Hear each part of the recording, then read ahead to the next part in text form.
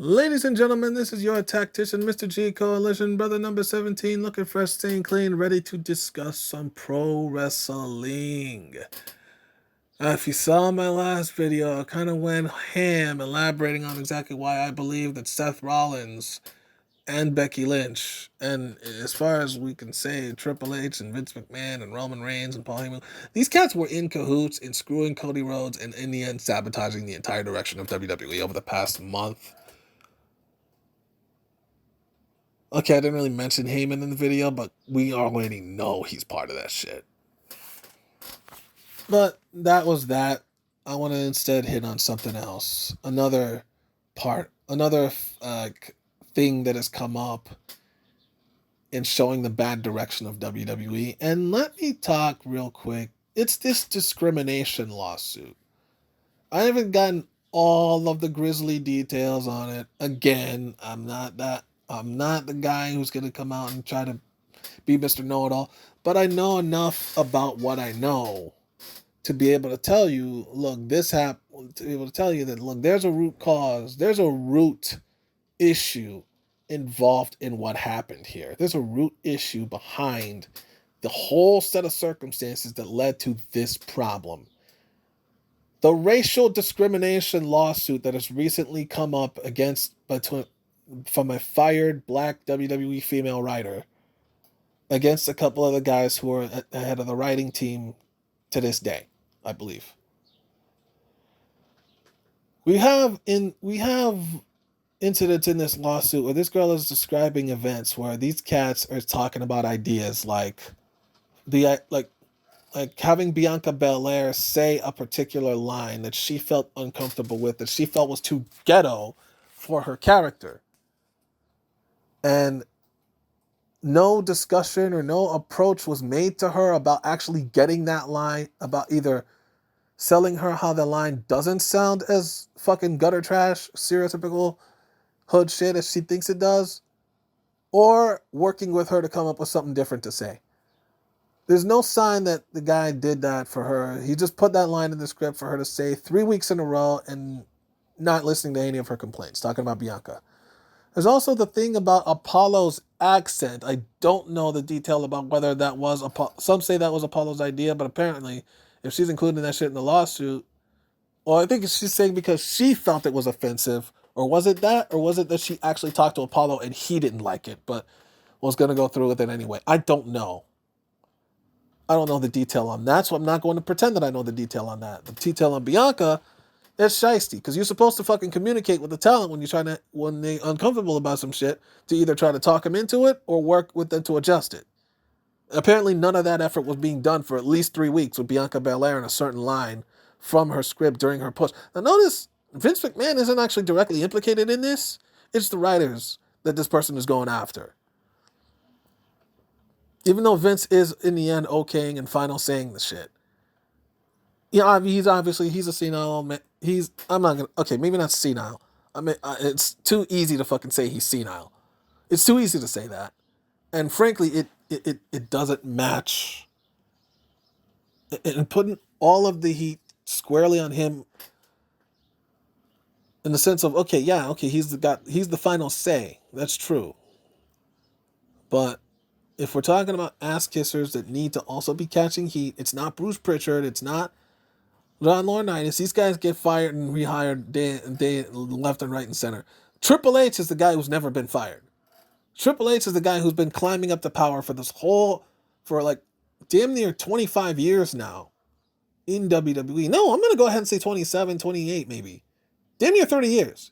Triple H has been spending damn near 30 years climbing up his way into power in WWE. Has never been fired. Has never been let go. Has never been the fall the guy to like catch mad heat for anything to where like, okay, he's got to be let go. No, he's been consistently employed by WWE this entire fucking time. So if you want somebody who's had influence or who's been specifically mentored by Vince into power, especially considering the fact that he married Stephanie, he freaking switched out on China to get to Stephanie, both in storyline and in real life. We're talking about Triple H. The dude is a snake upon snakes, and his wife is no better. If you want to say, oh, they learned it from Vince, well, there you go. They're the ones who learned the shit from Vince. So why in the blue fuck were you trusting them to be these higher ups over the product? And this is, I'm getting ahead of myself about where I'm going here. I'm getting ahead of the tracks here because I'm details. Back to the writer shit. So you have the writer who's not communicating right with Bianca. You got the idea of Apollo like using his Nigerian accent that people who learn like Africans who learn to speak fluent English to the point where they drop their to the point where they can actually talk in English without that African accent in public. Sometimes when they're with their family, they still use that accent in private. That's, I think, is the logic behind it. And I heard that it might have been Apollo's idea or it might have been something created, but we don't know. I don't know the full story about whether it was Apollo's idea or not, whether he was comfortable with it or not. I don't know that full story. I don't think I caught it. If those details were included, if those details were included in the lawsuit, I didn't see them yet because I didn't like scour through everything involved with the lawsuit. But I did see enough to say that Bianca didn't like a certain idea. Didn't like a certain line. But she didn't dislike her entire push. She appreciated her push. She loved every second of the actual storytelling between her and Becky Lynch going into 2018 and 2021 and 22. She appreciated the whole depth of the storytelling that was done between her and Becky. She wasn't rushing to call Vince McMahon a racist when she lost the title in 26 seconds because she knew where that was going. She knew where that was going eventually. She wasn't JD or BC overreacting in the immediate moment. In that immediate moment, she knew where that was going. Now, some people might say that we're all doing that with Cody right now. The signs are showing increasingly that we might actually be on the money with those of us who are saying that this shit was a mistake with Cody and Roman. Signs are showing that that it looks like we're on the fucking money to signal that this was a bad move that is going to and that is going to negatively affect the direction of WWE. But that's what people were thinking about Bianca losing to Becky. But it wasn't so cut and dry with that situation. She was still always on the same brand with Becky. And she was always chasing and having like other people getting away, but without her actually being directly beaten by Becky. And WrestleMania, the Royal Rumble was like right there, and she ended up getting it, and in the end, facing Becky for the title and beating her at WrestleMania last year. So we already saw where that went. So Bianca had no problem with the actual push. She said in interviews that she loved every second of the story between her and Becky Lynch. But when it came to that certain line, that it doesn't matter what storyline that line is in. I don't even remember what the line is. But I do know that it's a thing that Bianca was uncomfortable saying and that she thought made her sound ghetto. But the writer named Chris Dunn put that in her script for weeks on end without listening to her concerns. That's bad. Then you had the thing with Apollo. Again, I'm not going to get into the weeds on that because I don't know half of what I know with that. Then there's the really stupid ideas. The Mansoor and Aliyah relationship that was supposedly a thing where it was supposedly going to be a thing where Mansoor was going to reveal to Aliyah the secret that he was behind the 9/11 attacks. On September 11, 2001, the terrorist attacks where the plane supposedly destroyed the World Trade Center towers. He was behind that. That's the story that they were going to try to run with. Where Mansoor confesses to Aliyah that he was behind 9/11. That was never going to see the light of fucking day. We already know it. We already know that was never going to happen. That was never going to actually make the show. Aside from the fact that it's fucking horribly tone deaf, way out of pocket, even without, and this is coming from me, I don't like cancel culture either from alt-right or control left. I don't like either of that shit. Point blank calling it. I don't like either alt-right or control left in any way, shape, or form, but I'm telling you right now, that's out of pocket. That's a terrible idea. That they knew was never going to see the light. And this is what I believe. A lot of these ideas, like little shit like lines and accents, okay, they can probably slip that by Vince McMahon. But ridiculous concepts like a guy who would have only been 6 years old at the time of 9/11 is over here confessing that he is the mastermind behind it. What? Because he comes from the same country as some of the people that are involved? No. That was never going to see the light of day because people were going to call that out as radically fucking stupid. And that's exactly what happened. But that still somehow gets included in the lawsuit. You have an idea where a female Muslim wrestler is told that it suddenly has a storyline where she has no autonomy over her mind and body. And it's like, they're never going to say that on public. They're never going to put that shit out in public. They're never going to make a public story out of that. That's never going to see the light of day, is what these guys were most likely thinking when they were saying that dumb shit. But yet it ends up in this lawsuit. Now here's the deal. Here's the thing. Let's actually backtrack a little bit when it comes to who exactly we're talking about. And I'm not talking about like names and identities. I'm talking about like, how did these people get here? What sort of hiring process got these people into WWE in the first place? Here it is. Triple H, and actually, no, not even Triple H. This started with Stephanie McMahon, because Triple H was still an active talent at that time. He wasn't yet officially put into his positions of power yet. That happened in like 2010, 2011, 2012, actually. So from like 2002, 2003, that's Stephanie being in power and Triple H piggybacking off her to be a multiple-time world champion. Okay, yeah, he would have been a multiple-time world champion even without Stephanie, but clearly he got more than he would have got without her.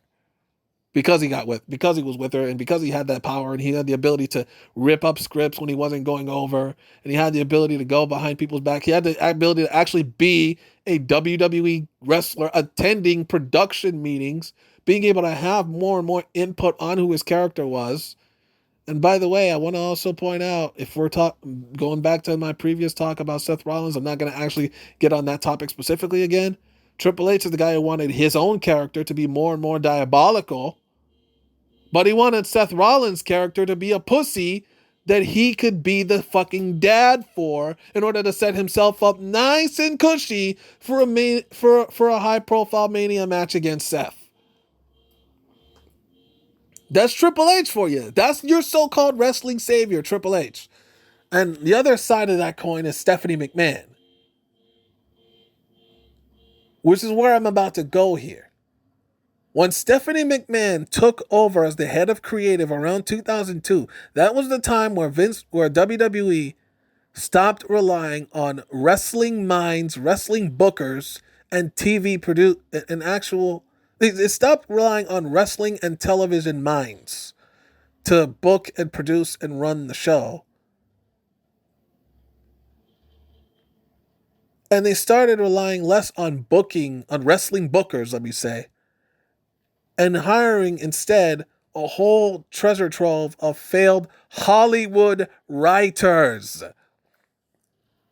Hollywood writers, right? Hollywood writers. People who pledge themselves to whatever popular narrative is being put out in Hollywood, in the industry, in the mainstream entertainment industry, about how people should think and what kind of concepts and narratives should be popped out and open in front of the population. That's Hollywood. That's the environment they come from. They don't come from professional wrestling or what works for professional wrestling. They come from the culture of Hollywood. And what do we know now about the culture of Hollywood that we didn't know all those years ago? They think they're better than everyone else. It is a culture full of virtue signaling, full of people proselytizing and preaching down to the populace about how we should think about issues, what we should see as being Eastern phobic, and this, that, and the third. And in the meantime, the skeletons in these people's closets, in the closets of most of these fucking high-up cats in Hollywood, are so dark that they should be... I'm not even going to finish what I'm about to say because I don't want to advocate for... I don't want to like be accused of advocating for wishing ill or whatever. So I'm not even going to... I'm not even going to try to come up with a punishment. But the point is, these are people who suck Satan's cock while trying to preach down to us about how to live our lives. That's the culture of Hollywood. That's the culture that these writers worked for before they got hired by Stephanie McMahon. And that culture obviously includes the whole meme about the white left or the male feminist ally acting like they're woke, acting like they're super progressive, acting like this, that, and the third, but then they show their true colors when they think nobody's watching.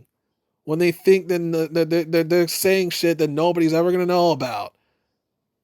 They show their true colors.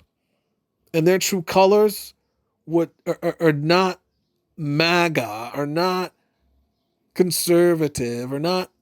No, don't get me wrong. I'm not fucking kissing up to anybody who believes in the politicians on that side either. But they would make their true selves, their true feelings and opinions, when they come out in shit like this that they think is never going to see the light of day, this is the type of shit that they stereotype not only the right, but the center as being. If you're anywhere less than left than fucking Chairman Mao, this is who they will say you are in order to get you to align yourself with their program and compromise whatever you really believe. But this is who they are. This is what they do. We have seen this over and over again in other industries. And now, obviously, look, these are WWE. These are Hollywood writers that Stephanie McMahon has made it the priority to bring into WWE. And they're the guys that are going to be doing the day-to-day creative. Not people who care about the wrestling business, but people who couldn't hack it in Hollywood. Who pledged themselves to the Hollywood culture and couldn't hack it there. Those are the people who Stephanie McMahon has writing the day-to-day shit for these shows. And Triple H has kept up that program. That's that. That's the shit. That's the shit right there. That's the shit. It's the fucking Hollywood culture rearing its ugly head, showing its true colors, fake virtue signaling, really actually fucking monsters who think very, very lowly of the people who they pretend to campaign for, who they use as pawns. Which is why my black ass don't fucking trust that side.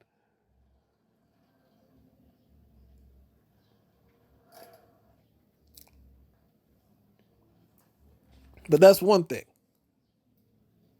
The other thing,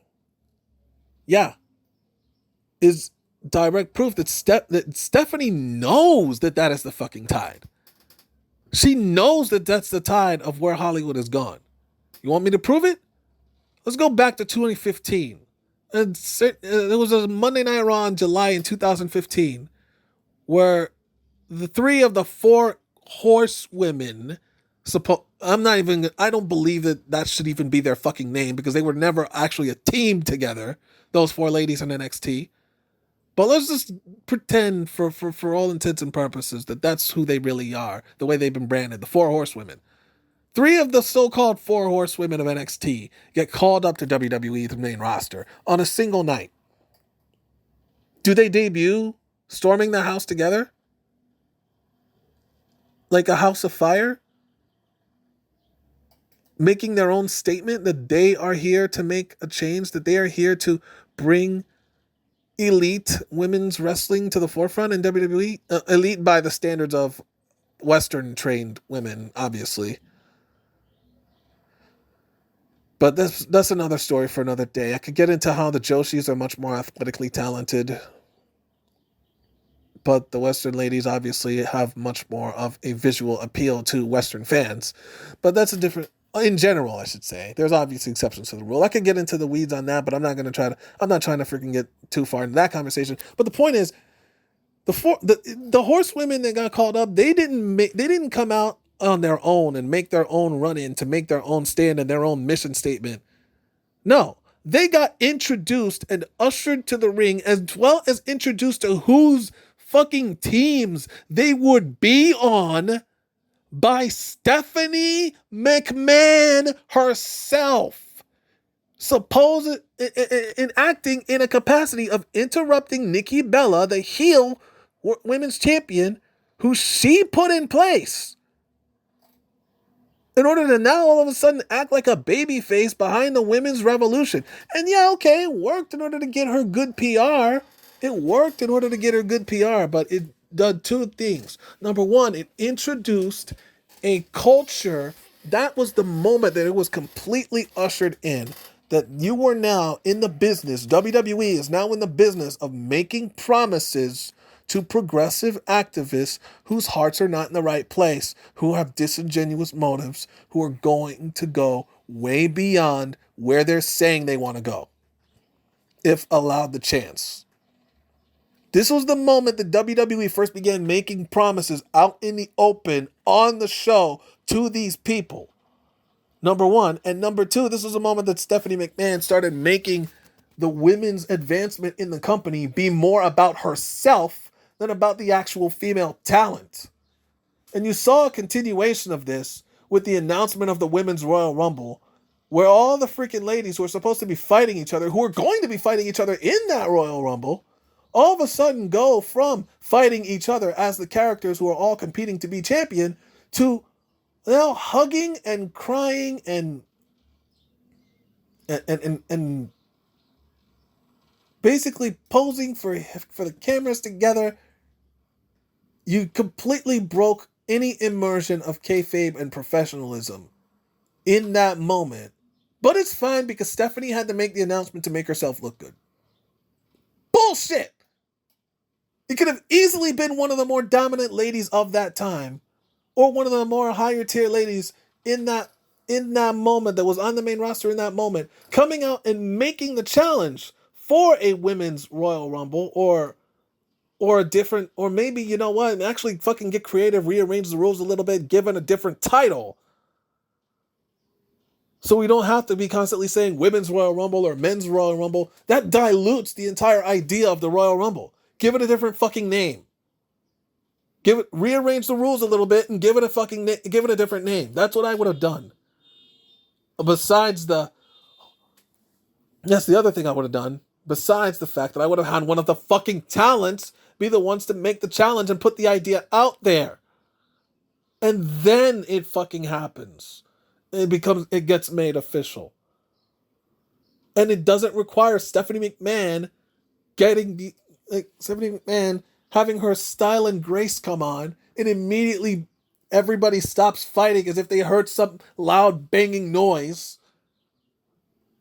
And then she makes the announcement for the sake of her own PR, and everybody's fucking photoing it up, photo-opping and hugging and crying. Weren't y'all fighting each other for 5 seconds? Weren't y'all fighting each other 2 minutes ago? Aren't y'all supposed to be fighting each other now? To actually win this freaking Rumble? Nah, it's about making Stephanie look good. Fuck the kayfabe, fuck the characters, fuck the wrestlers. It's about making Stephanie McMahon look good. That bullshit is why this is happening. Stephanie McMahon created the culture that allowed for this discrimination lawsuit to even be a thing. Hollywood writers are in that company, and promises were made to leftists by Stephanie McMahon Helmsley. She is the one who did this. She set the atmosphere in position that ended up creating the circumstances that led to the current lawsuit. She literally could have cost WWE millions of dollars.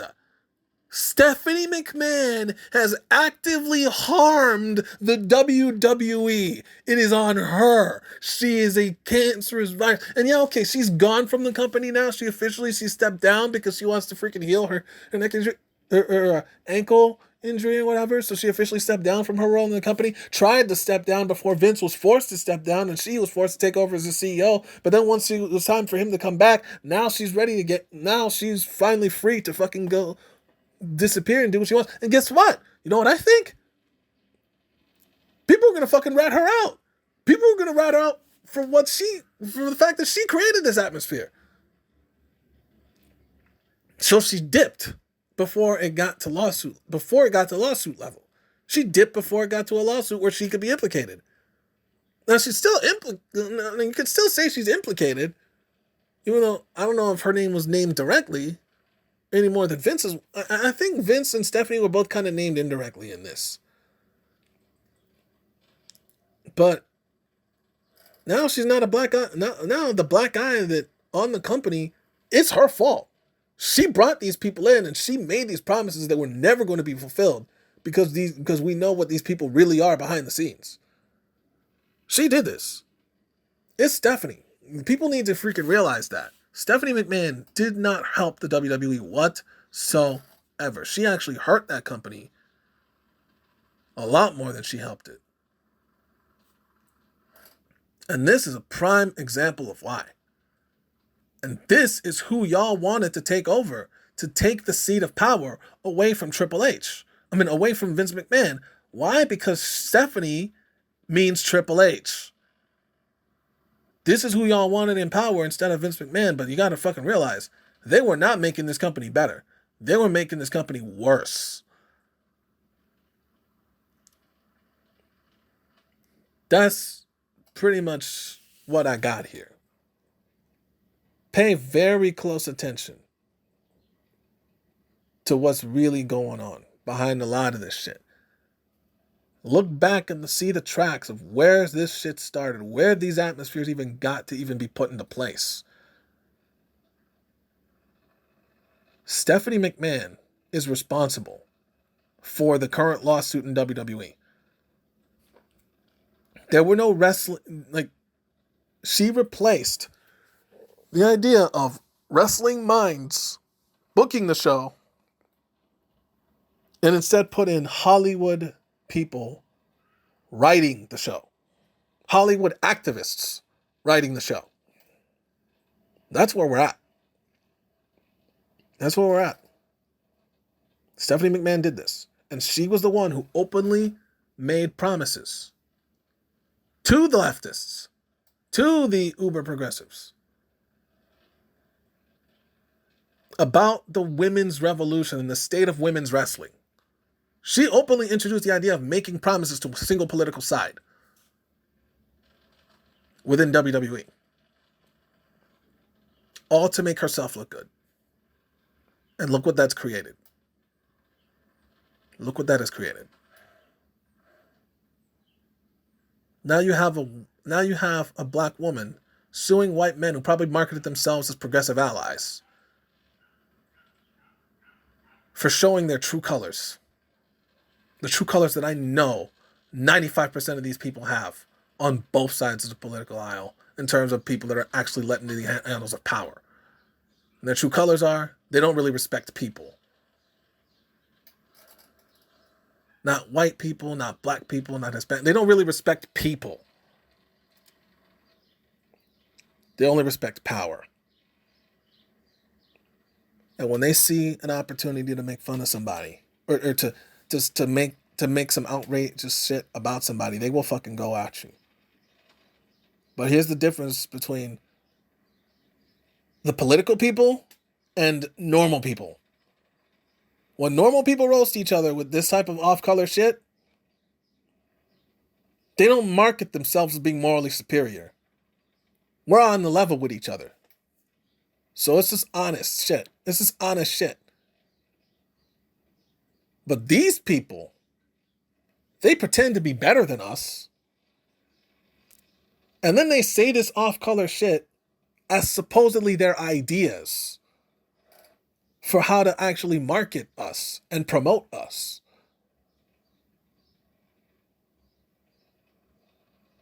Or what to market and promote to us. And it's just a bad look all around for everyone. That's the culture that Stephanie McMahon brought into WWE through the replacement of wrestling bookers with Hollywood writers, and through the promises she made about the women's revolution on Monday Night Raw to put herself over. Stephanie did this. She created this. It's time for her to fucking catch some heat. And Triple H, he's right along with her. He's the man who switched out on China for her in order to get that power that he's got right now in the first place. They're in this shit together. Triple H, Stephanie, and Vince McMahon. It's time to stop giving Triple H the goddamn mulligans. Him and his wife need to be catching shit the way that Vince does. Otherwise, you ain't ever gonna see shit change either back or forward for the better. That's all I got on this one. Stay gold.